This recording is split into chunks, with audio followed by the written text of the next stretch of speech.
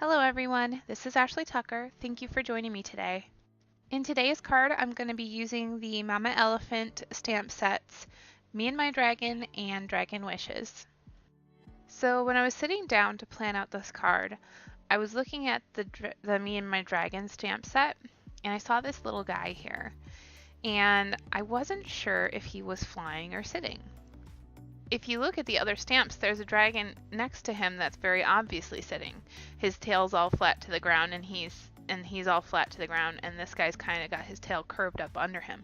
So I was thinking he's probably in the air, but he must be just playing around in the air because he's all like curled up and his wings aren't spread out, so he must be playing in the air. So I got this idea for him to be like somersaulting in the air. So that's how the idea for this whole thing started. So I stamped this little guy here in my Misty, and I stamped it with Versamark ink so that I could emboss it in black because I really liked the way that my black dragon turned out in one of my previous cards, so I thought I would do kind of the same thing, but slightly different. Instead of like the peach shade that I used on that dragon, I decided to use blue for the wings and the tummy. I used my Arteza markers to color this in, and if you want more details on how I color with those markers, you can see my video that is all about coloring with Arteza markers. After the coloring was done, I took my white gel pen and did a few highlights, and I also filled in the little circles on his back.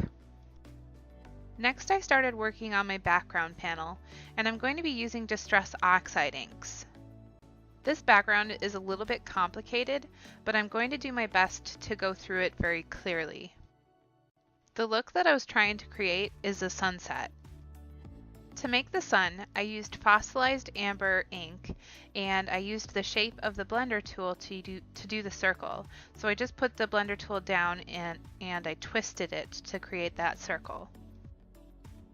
Once that was dry, I came back in with the fossilized amber blender, and I didn't re-ink it. So this is the same ink, and I went over the whole bottom really, really lightly to create sort of a glow. The next color that I used was Spiced Marmalade, and I just went very gently along the bottom edge with that. So the blending isn't perfect at the end of this, and I noticed that later, so I do come back in and kind of fix it. The blue color that I'm using now is Broken China. When I blended this on, I was careful to leave a little bit of a white space between the yellow and the blue. If I blended the blue into the yellow, I would start to get a green color, and I really didn't want that in this sky. While I was laying down this blue color, I noticed that the orange wasn't exactly blended the way that I wanted it to be, so I came back in with the yellow color and I kind of just blended until the orange was a little bit more faded. The next blue color that I used is the Faded Jeans. Whenever I blend a sky, I always have my colors get a little bit darker the further up I go. I came back in with the lighter blue and blended in between the two blues so that the transition between the two colors is smoother. The final color that I used for the sky is Black Soot, and I just blended that right along the top. Again, I came back in with the Faded Jeans to smooth out that transition. I pulled out my watercolor brushes and I got some water because I'm going to create some clouds. Distress Oxide ink reactivates with water, so when I paint with water directly onto this piece, what happens is the ink in the paper gets lifted up, and then I can dab it away with a paper towel. So that's how I decided to do my clouds on this piece, and this was just a little bit terrifying because I could have ruined the whole thing, and I didn't know if it was going to work the way that I wanted, or if I accidentally painted it wrong, then I didn't know if I was going to be able to fix it. But you know, sometimes you just gotta take risks. You gotta risk it for the biscuit, right? Anyways, if you want to attempt something like this, I would highly recommend doing like a Google image search of sunsets and just kind of looking at how the clouds look in those pictures. Choose one that you like and then kind of replicate the way the clouds look in that picture on your background. The clouds that I chose to make were just these really thin clouds all across the bottom, and I did it very slowly, and I just kind of built it up to like the shapes that I wanted. After I created all of the clouds with my paintbrush, and after it was all dry, I came back in with my white gel pen and went along the very bottom edge of all of the clouds. This helps give the clouds a little bit more definition, it helps them stand out a little better, and it creates a highlight for them. I also took the pen and drew in wavy horizontal lines, and these are supposed to just be really thin clouds. Next I took my paintbrush back out and I wanted to blend that top cloud into the sky a little bit better. There was a very hard line there and I didn't really like it, and I just wanted to kind of blend it a little better into the sky. So I wanted it to kind of look like there was more clouds higher up, but you just couldn't see them because it's so dark up there. So by going back and forth with the paintbrush, I kind of created a little bit of some streaks there, and so it kind of looks like there could be clouds there, but it's just too dark to see them properly. I stamped these stars from the same dragon stamp set with some white ink, but if I were to remake this card, I would probably skip this step. To create some stars, I tapped water onto the top of the paper and lifted it off. And then this part actually got cut from the video, but after that I got my paintbrush really saturated with some white watercolor paint, and I tapped that along the top as well. But sadly that got cut from the video. I used my paper trimmer to trim it down to the size that I need for my card. I used a Post-it to hold down this circle die so that I could cut it out of the background. After I cut that circle out, I'm going to take another smaller circle and cut that out of the circle that I got from the first die cut.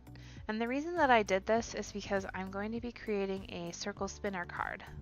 I recommend using Post-it tape to hold down your dies so that your background panel doesn't rip at all. So you'll see that I cut out that little dragon guy, and he's just sitting up there in the corner. But what I'm doing right now is I'm taking this blue piece of paper and I'm covering the area that the circle's gonna be. The reason that I did this is because it's possible that some of the white paper could show through at the end, and I thought that it'd be nicer if it was blue because it kind of matches the background a little bit better.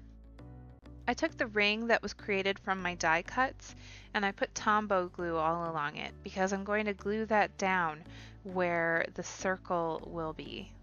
So I held down the larger piece where it's eventually going to be, and then I fit that into the piece like a puzzle. I put a layer of foam tape all along the back of this bigger panel. When I placed this panel down and tested it with my penny, I realized that there wasn't enough dimension there. It wasn't going to spin as well as I wanted it to. So I pulled the panel off and I added another layer of foam tape. So I've got 2 layers of foam tape on the panel. When you're creating an interactive card like this, you really don't want to press down on your adhesive very hard until you're completely sure that it's going to stay there, because you might have to pull it off and fix it. So I placed the panel again a second time, and then I realized that it was going to be much easier to do this if it wasn't directly on the card base. I don't know why I work directly on the card base all the time with complicated cards. I always end up having to cut the bottom of the base off so that it's even. So I cut around the edge so that I just have this panel, and I'll put it onto another card base later. The next thing that I'm going to work on is the sentiment. So I took the center circle from all of the die cuts that I did, and that's where I'm going to put my sentiment. And I took this sentiment from the Dragon Wishes stamp set. This is the stamp that says believe and you can do just about anything. And I used some white embossing powder, and you'll see it kind of stuck to where the post-it tape was, so I just used a paintbrush and brushed that powder away, and then I used my heat tool to emboss it. I placed my penny inside the card because that's going to act as my spinner. I then put 2 layers of foam tape on the center circle and popped that up. When you place all of your foam tape on the center circle and the outer panel, you want to make sure that there's room for the penny to spin around. So now I'm putting 2 layers of foam tape onto this penny, and I'm making sure that it's thin enough that it'll still spin around that track. When I place my dragon on there, I'm gonna not push him down too hard because I want to make sure I can still move it in case I need to change it. I used my powder tool all along the track. I find this really helps with spinners to help them spin better. After testing it a little bit, I realized I wanted the dragon to be able to spin around doing kind of somersaults. So I cut down the foam tape that was on the penny into a square, so that will allow the dragon to spin completely around. So in the beginning I mentioned that I thought he looked like he was playing around in the air and doing like somersaults. So that's why I did this, and I kind of just wanted him to look like he was having a good time there. I used my ATG gun to adhere this whole panel to a card base. For finishing touches on this card, I'm going to use a bunch of clear sequins, and then I'm going to use a bunch of star sequins. So I used my Tombow glue to glue down all of these clear sequins. After that, I took some star sequins, and these are all from the March 2018 Hero Arts kit, and I'm just going to lay those out all along the sky area. It's kind of hard to see them in the video, but you can really see them in the pictures at the end of the video. And that's going to finish up this card. And I have to say, this is probably my favorite card that I've done yet. I absolutely adore this card. I just think it's a really fun card. I love that little dragon, and I love how he spins around and just has fun in the sky. And I really love the way that the background turned out. Thank you for watching today. I hope you really enjoyed this spinner card. All of the supplies used for this video can be found in the description down below. If you enjoyed watching, please be sure to hit the subscribe button so that you can see all of my future videos. I'll be back with a new video on Friday.